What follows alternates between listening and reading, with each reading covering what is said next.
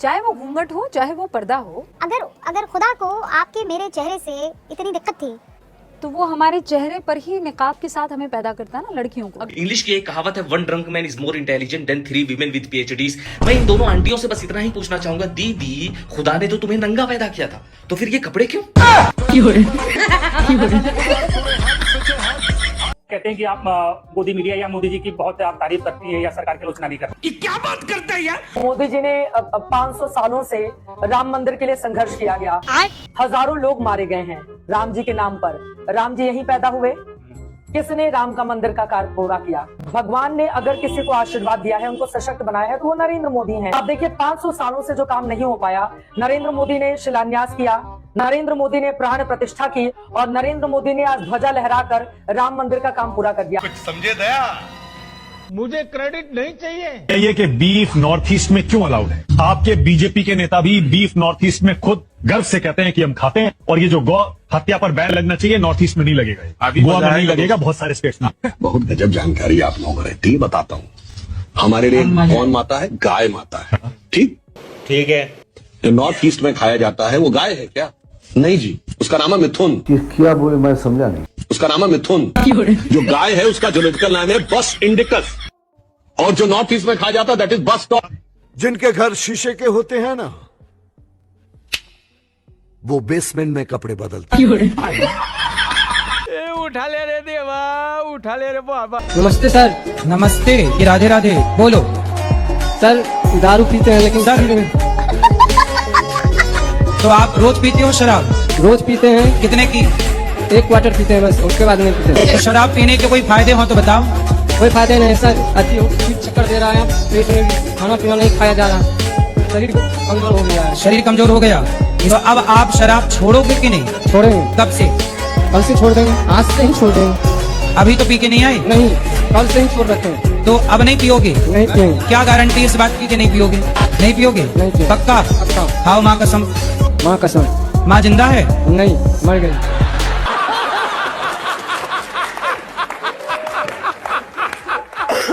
योगी आदित्यनाथ ने नमूने वाला शब्द बाढ़ चलाया और कहा कि देश के अंदर 2 नमूने हैं, एक दिल्ली में और एक लखनऊ में बैठते हैं। जब देश में कोई चर्चा होती है तो वो देश छोड़कर चले जाते हैं। मुझे लगता है कि यही आपके बउआ के साथ भी होता है। जाहिर है सीएम योगी का इशारा राहुल गांधी और अखिलेश यादव की ओर था। जुम करो। नहीं चित्रा जी, आप समझ नहीं पाई, उन्होंने नाम नहीं लिया। और मैं मुख्यमंत्री जी की बात से बिल्कुल सहमत हूँ कि देश में फिलहाल 2 ही नमूने हैं, इसमें कोई शक नहीं, सिर्फ 2 नमूने हैं। और ये भी बिल्कुल सही कहा, एक दिल्ली में है और एक लखनऊ में है। एक दिल्ली के सबसे मुख्य जगह बैठे हुए, एक लखनऊ की सबसे, इसमें बिल्कुल गलत नहीं कहा, योगी आदित्यनाथ जी ने बिल्कुल ठीक कहा। और ये भी बिल्कुल सही कहा कि दिल्ली वाला जब देखो विदेश चला जाता है। सर मेरा सवाल आप लोगों से, आप लोग नाम चेंज करने की सिवा अगर आप लोगों को कुछ मिल जाए समय तो काम भी कर लीजिए। ये क्या बात करता है यार? सबसे पहले आप निर्मल भारत अभियान को स्वच्छ भारत नीति आयोग में बदल दिए, योजना आयोग को। इंदिरा आवास योजना को प्रधानमंत्री आवास योजना में कन्वर्ट किए। राजीव गांधी ग्रामीण विद्युतीकरण योजना को दीनदयाल उपाध्याय ग्राम ज्योति योजना में बदल दिए। मिड डे मील को पीएम पोषण में बदल दिए। मनरेगा को जी राम जी बदल। इनके सिवा भी आप लोगों को कुछ बचा है काम करने के लिए तो काम भी कीजिए सर। ये बड़ी अच्छी बात कही आपने, क्योंकि ऐसे हमारा भारत विकसित नहीं होगा। भले ही आज हम 4th लार्जेस्ट इकोनॉमी बन चुके हैं, लेकिन आप जाके गांव में देखिए भूखे लोग मर रहे हैं। बाइबल हमारा इंडिया में चलेगा नहीं।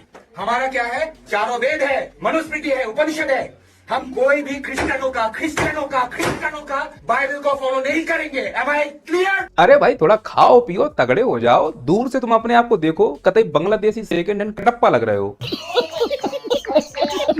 और दूसरी बात, जिन ईसाइयों को तुम हिंदू धर्म की आड़ में परेशान कर रहे हो, तुम्हें पता है ये किसके नातेदार हैं? क्रिश्चियन कम्युनिटी के साथ तो बहुत पुराना बड़ा आत्मीय नाता रहा है। अब आप ही देख लो मोदी जी, आपके ही देश में आपके नातेदारों को कैसे बांग्लादेशी परेशान कर रहे हैं।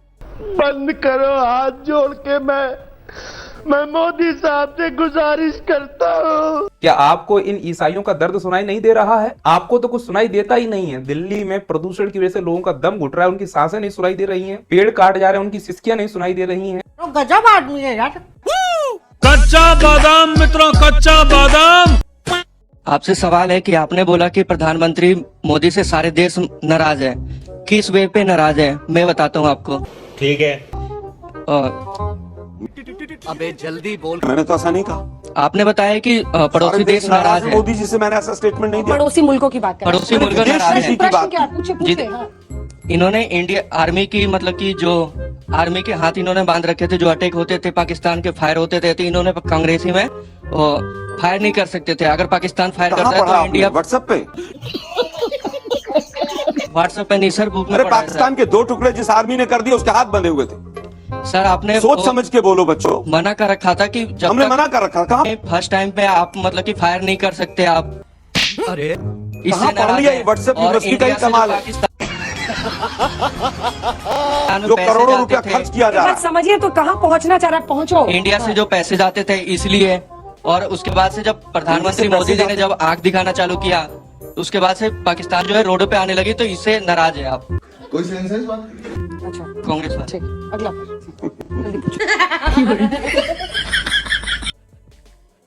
आपने नाम बदल लिया ना, आपने मनरेगा का नाम बदल के जी राम जी कर दिया, चलो ठीक है। पर मेरा आपसे एक सवाल है, भले ही आपने महात्मा गांधी के नाम की योजना बदल दी हो, लेकिन उसमें जो मजदूरी करके पैसा मिलेगा उस पर तो गांधी का ही नोट है। सर AQI खराब है ना, दिल्ली में AQI खराब है, बड़ा प्रदूषण है। कुछ साल पहले दिल्ली में एक आदमी खांसता था, पूरी दिल्ली ठीक थी। अब पूरी दिल्ली खांस रही है, वो आदमी ठीक है। यकी तफूस वल्ला सो खसला। समझ में नहीं आया ना आपकी? कांग्रेस के साथ यही दिक्कत है, राहुल जी भाषण देते हैं, कांग्रेसियों को समझ में नहीं आता, लेकिन एंजॉय खूब करते हैं। तब बोली तो CSK ने भी लगाई थी, बोली तो दिल्ली कैपिटल ने भी लगाई थी, फिर शाहरुख खान पर निशाना क्यों? ये मेरा सवाल है। बैर तो ऐसा लग रहा है शाहरुख खान से है।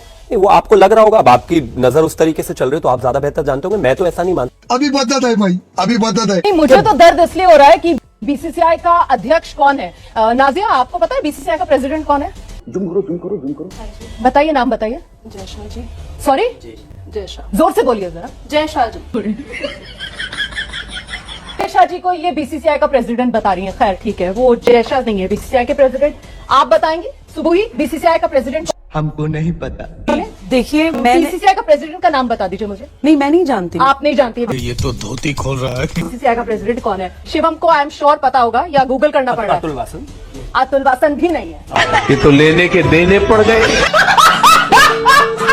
मेरा दर्द सनातनियों को है, बांग्लादेशी में हत्या हुई है उसको है। मेरा दर्द वो 6 वर्ष की बच्ची है जिसे जिंदा जलाया गया है। मैं आपसे सिर्फ पूछ रहा हूँ, ईमानदारी से आप खाना खाने आए या ईमानदारी से बताइए, वो जब जिंदा जलाई गई 7 साल की बच्ची और वो तमाम बच्चियों के साथ दुष्कर्म हुआ और मंदिर तोड़े गए, आपको दर्द नहीं हुआ? ईमानदारी से बताइए। मुझे बहुत तकलीफ हुई सर, मैंने इस पर शो भी किया, सर, और मुझे वाकई में बहुत तकलीफ। लेकिन मेरा सवाल ये है कि देवकी नंदन ठाकुर जो है, मुझे ऐसा लगता नहीं है उनको तकलीफ जो बांग्लादेश में हिंदुओं के साथ हो रहा है उसको लेकर। मुझे ऐसा लगता है कि देवकी नंदन ठाकुर को निशाने पर शाहरुख खान को लेना है, इस वजह से देवकी नंदन ठाकुर ये तमाम बातें कर। क्या बात करते हैं यार? वरना तो सर देश के अंदर शेख हसीना अभी भी रह रही हैं, इस पर तो देवकी नंदन ठाकुर ने कुछ नहीं कहा। खालिदा जिया का निधन होता है और भारत सरकार की तरफ से हमारे विदेश मंत्री वहां पर जाते हैं और अफसोस जताते हैं, इस पर तो देवकी नंदन ठाकुर ने कुछ नहीं कहा। ये कहाँ फंस गया भाई मैं? BCCI को तो देवकी नंदन ठाकुर ने गद्दार नहीं कहा।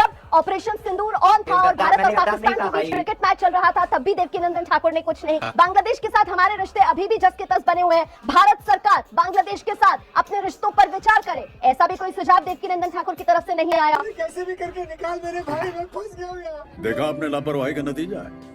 जिसे कहते हैं कि हिंदू मुसलमान करते हैं, तो पश्चिम बंगाल में जाकर के देख लीजिए कि हिंदुओं की क्या दशा है। और आप तो मैनेजमेंट जानते हैं, TB राजेश्वर का रिपोर्ट पढ़ लीजिए कि पश्चिम बंगाल के सीमावर्ती जिले से औने पौने दाम पर हिंदू अपनी जमीन जायदाद बेच करके भाग गए हैं। तो रुको जरा, सबर करो। देखो दोस्तों, टीवी में जो कुछ भी चलता हो पश्चिम बंगाल में ये है वो है, लेकिन देश की आज भी सबसे सेफेस्ट सिटी जो है वो कौन सी है? कलकत्ता, NCRB के रिकॉर्ड के हिसाब। यही नहीं, अभी और सुनिए। ये बंगाल है, बंगाल में हर जाति, हर धर्म, हर भाषा के लोग रहते हैं, और यही एक सेफ बंगाल है जहाँ हम जैसी औरतें, हम जैसी लड़कियाँ आज भी फ्री घूम पा रही है, जो यूपी बिहार में नहीं घूम पाती है। और घुसपैठी है तो ये मोदी है, ये अमित शाह, ये कड़ी पार है। आपको शायद अपने कानों पर विश्वास नहीं, लेकिन ये बात सच है, और ये बात ब्रिटेन की सरकार ने खुद कही।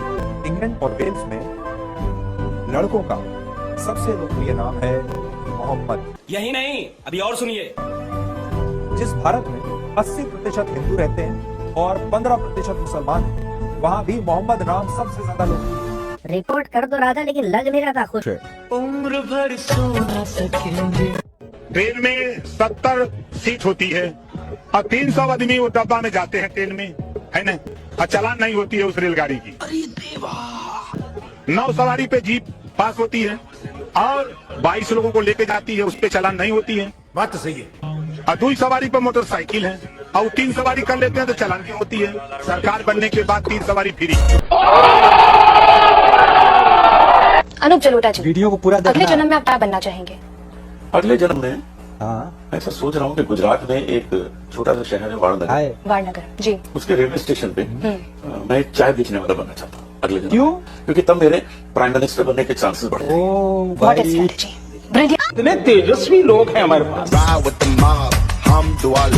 मस्त प्लान है। हिंदू हो ना, सनातन धर्मी, इसको लगाओ। देखो सुनो, आजकल कुछ जो दूसरी कौम के लोग हैं ना, पनीर में थूक मिला देते हैं, दूध में थूक मिला देते हैं। तो आपको ये रखना है, ठीक है? इससे पता चलेगा आप हिंदू हो, लोग और आपकी तरफ आकर्षित होंगे। क्या नाम है तुम्हारा? अजय। अजय, तुम ये यहाँ इज्तिमा में हो, तुम्हें कोई मुसलमान मना नहीं कर रहा है बेचने की? नहीं कर रहा है। तो अच्छा, कोई परेशानी तो नहीं हो रही है? कोई रोक टोक तो नहीं है यहाँ पर? नाम बनाने के बाद भी तुम्हें ले रहे सामान तुमसे लोग? आप देख रहे हैं लानत है न्यूज। अपने सालगिरह के मौके पर एक सज्जन ने सभी शादीशुदा मर्दों से एक अनुरोध किया है कि अगर आप बेगम को उठा कर पटकना चाहते हैं तो कृपया करके ताश खेलें, दूसरा कोई चारा नहीं है।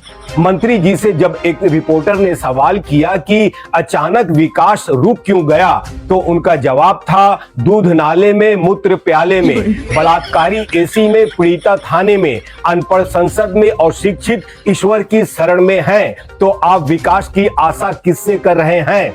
रुपया क्यों गिरता जा रहा है? इस सवाल के जवाब में हमारे नेताजी ने विस्तार से समझाते हुए कहा कि अगर हम 1 रुपया का इस्तेमाल करना बंद कर दें और 2 रुपया को ही 1 रुपया मान लें तो डॉलर अपने आप 45 रुपया का हो जाएगा। और अगर हम लोगों ने 3 रुपया को 1 रुपया बना दिया तब तो ट्रंपवा बेहोशी हो जाएगा। आपको जानकर हैरानी होगी कि हमारे देश की 2 योजनाएं जो हमेशा याद रखी जाएंगी, पहला बेरोजगार के लिए पकौड़ा योजना और दूसरा करोड़पतियों के लिए भगौड़ा योजना। एक बात याद रखना आप सभी लोग, सरकार हमेशा जनता की बनती है। जनता अगर अंधविश्वासी है तो सरकार अंधविश्वासी होगी, जनता अगर बेवड़ी है तो सरकार बेवड़ी होगी, जनता अगर चोर है तो सरकार चोर होगी, जनता अगर भ्रष्ट है तो सरकार भ्रष्ट होगी, जनता अगर तार्किक और शिक्षित है तो सरकार भी तार्किक और शिक्षित होगी, जनता अगर जन कल्याण करती है, एक दूसरे का सहयोग करेगी तो सरकारें भी एक दूसरे का सहयोग करेंगी। इसीलिए ऐसी सरकार चुनो जो तुम्हारा कल्याण करे। तो उसके लिए हमें आपस में तालमेल बिठाकर रखना पड़ेगा, लड़ाई बंद करनी पड़ेगी, जात पात से ऊपर उठना पड़ेगा, हिंदू मुस्लिम से ऊपर उठना पड़ेगा, बच्चों को शिक्षा देनी पड़ेगी, जो हमारे युवा हैं उनको तार्किक बनाना पड़ेगा, तब हमारे बच्चों की बुद्धि जगेगी। भारत में लोग राजनीति कर रहे थे, हमारी सरकार, कांग्रेस की सरकार, बीजेपी की सरकार, दुबई का राजा जो था ये फ्लाइट पकड़ हांगकांग, कहा कि जितनी फैक्ट्री जानी है, जितना ऑफिस चाहिए, हम सेम बिल्डिंग बना के आपको देंगे दुबई में। इतना डेवलप किया दुबई ने, यहाँ की सारी कंपनियां सारी की सारी कहां शिफ्ट हो गई सब दुबई से। जहां केवल रेगिस्तान होता था, देखते देखते पूरी दुनिया में आगे कौन निकल गया? दुबई। बड़े बड़े कंपनियों की मीटिंग ऑफिस दुबई, कोई भी बड़े बिजनेस डील होगा दुबई। इवन भारत में कोई अमेरिका से कोई भी सामान लिए, दुबई एयरपोर्ट पर पहले जहाज उसको क्या करेगा? उतारेगा, उसके बाद दूसरे जहाज से यहाँ लाए। आप बताइए, हम लोग इन्हें अंडमान निकोबार में नहीं बुला सकते थे? दुबई में भी समुद्र का बीच है, किनारा है, यहाँ भी समुद्र, लेकिन ना हम लोग क्या करेंगे? कांग्रेस बीजेपी। अगर आपको वीडियो पसंद आता है तो लाइक, शेयर एंड सब्सक्राइब जरूर करें और इस वीडियो के बारे में आपका क्या ख्याल है नीचे कमेंट बॉक्स में अपना राय जरूर रखें।